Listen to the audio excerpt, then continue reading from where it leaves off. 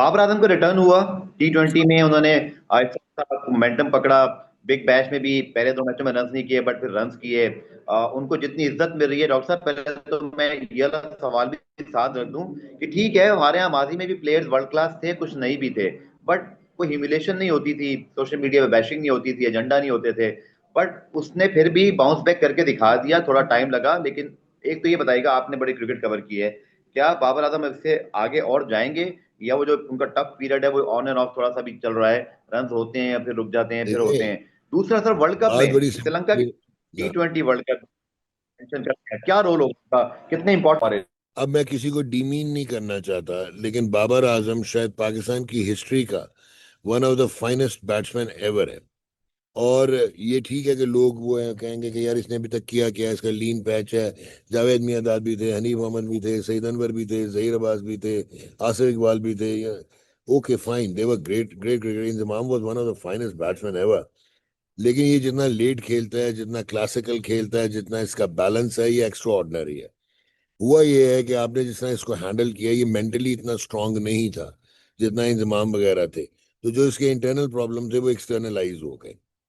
जब वो एक्सटर्नलाइज हुए, ये लेट खेलने वाला आदमी था, इसको थोड़े से प्रॉब्लम्स आ गए। नॉट इन टेक्निक और मैथड, इतने बड़े प्लेयर का ये नहीं होता। इसके सिर्फ डिलेड रिएक्शंस हो गए।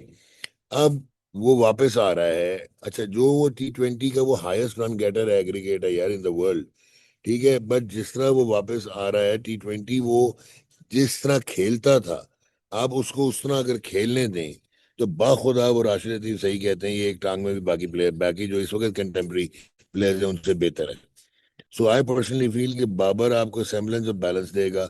बहुत बड़ा नाम है, आपको नजर आ गया कितना बड़ा ब्रांड है, बिग बैश ने उसको कैसे वेलकम किया है। और ये अप्स एंड डाउन्स होते हैं, कितनी जल्दी वो ये चीज समझ के अपने आप को मेंटली एडजस्ट करता है। इसके सारे प्रॉब्लम्स मेंटल हैं, nothing to do with skill, class और टैलेंट। वो तो अनब्लेमिश्ड है। So at the end of the day ये बाबर पे डिपेंड करता है कि वो कैसे हैंडल करता है सिचुएशंस को। बाबर आजम की प्रेजेंस जो है, जो आपके पास इस वक्त प्रोडक्ट है, जो कि समझ ही नहीं आती कि बैट्समैन कौन है, बॉलर कौन है। और उसमें बाबर आजम रिक्वायर्ड है। और जो उसका इंटरनेशनल प्रोफाइल है, उसका एक इम्पैक्ट है। और बाबर अपना ठीक है कि उसके जो मैं कह रहा था कि उसके इंटरनल प्रॉब्लम्स एक्सटर्नलाइज हुए, लेकिन अभी is trying to come out of it. But उसको ये समझना होगा कि उसकी जो गेम है वो उसी को एडहेयर करे और उसी तरह लेके चले। तो वो श्रीलंका के विकेट्स पे he can be the player who can make the difference.